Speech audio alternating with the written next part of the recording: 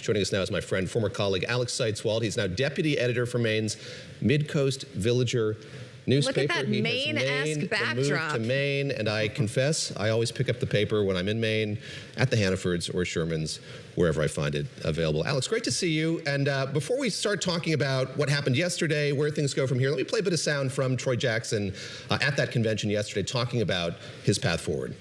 There is a place in this campaign for all of you. There is work for you in this movement, and I will spend every day now through November earning that trust, because today we turn the page. Today, this becomes a general election campaign, and today we begin the work of defeating Susan Collins in November.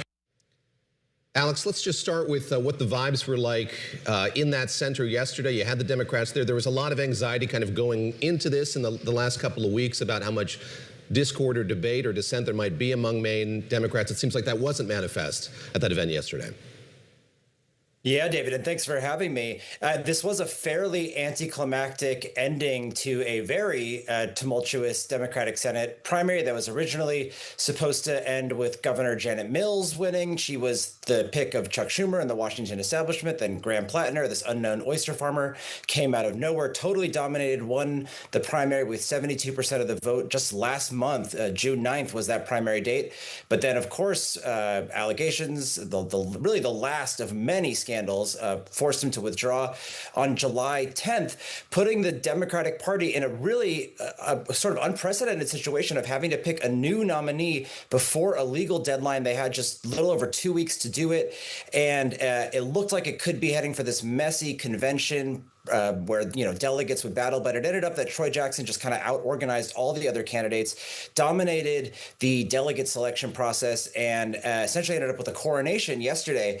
The vibes were good. People were excited and, ready to move on and focus on Susan Collins after the entire primary, but these were the diehards in the room there. Those were your highest information, dedicated Democrats. Troy Jackson is still introducing himself to the rest of the party and the rest of the state. He just ran for governor in last month's primary, came in third.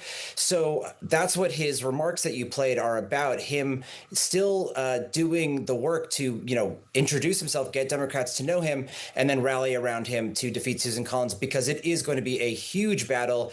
The Republicans already have a big advantage in fundraising. He's got to catch up to that, catch up to the organizing, the hiring, and all the infrastructure that goes into winning what's going to be one of the biggest Senate contests in the country. They're playing Noah Kahn, I understand. Northern attitude. I do love Noah Kahn, I'm not going to lie.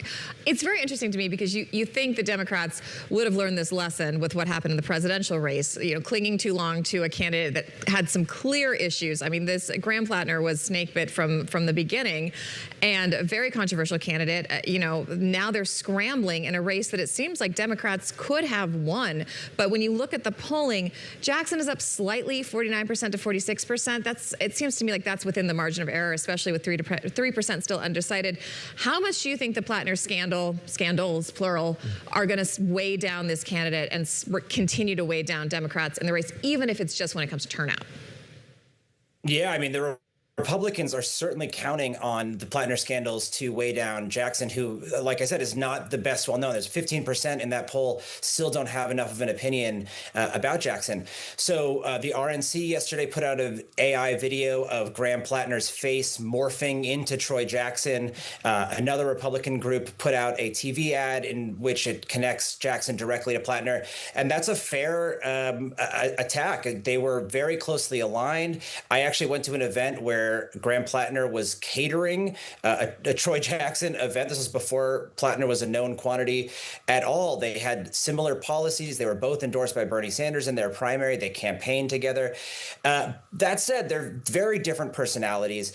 Troy Jackson is an actual blue-collar guy, not like Platner claimed to be. He's from the interior of Maine, not the coast, about 250 miles from the coast, this tiny town of Allagash that had, I think, 237 people people in the last census. Most prominent thing there is a chainsaw museum. He's a fifth-generation logger, so a very different personality, also with more insider experience. But this is going to be something that Jackson's going to have to deal with. Platner, as he was withdrawing from the race, kind of wanted to tee things up for Jackson, and it took Jackson saying, "I don't want anything to do with Graham Platner," for that to kind of go away. But those connections are going to remain very prevalent for a candidate who is not super well known yet to a lot of Maine voters.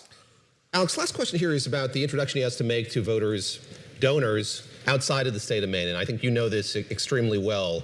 A peculiarity of this race is how important it is on a national level. So yes, Mainers are getting to know this candidate. They know Susan Collins, of course. But we saw Graham Platner raise a ton of money from outside the state of Maine. You look at the war chest that Susan Collins and affiliated or groups that back her have amassed. It's sizable. How is he going to do that? What do we know about the way in which he's going to be going hat in hand to people outside of the state of Maine to get money to back his candidacy? Troy Jackson. Yeah, Troy Jackson is not somebody who has a long history of, hobnobbing with the wealthy and bringing in lots of money at all. Platner was able to do a lot of fundraising with those small dollar donors, but he's got a lot of ground to make up. There's something like $113 million already reserved from Republicans.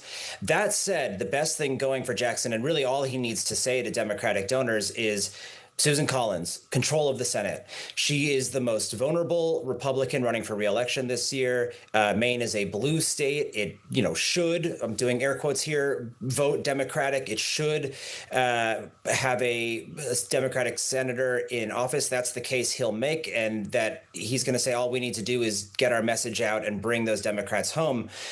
Susan Collins has had this ability, she's proven time and again, to win crossover voters. In 2020, Joe Biden won the state with 9 percentage points, and then she ended up winning with 9 percentage points on her own. Same ballot, a bunch of voters crossed party lines. So he just needs to get enough money to get the message to those Democratic voters about the stakes for Trump, for the Supreme Court, for everything that comes with control of the Senate.